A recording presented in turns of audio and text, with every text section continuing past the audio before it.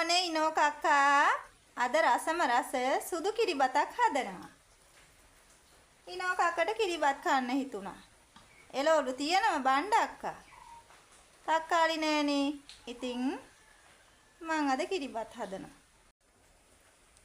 සුදුම කිරිබතක්.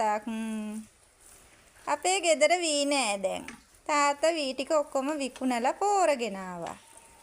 ඉතින් ඉනෝ කක්කා කඩෙන් හාල් ගෙනල්ලා තමයි කන්නේ. දැක්කනේ සුදු හාල්.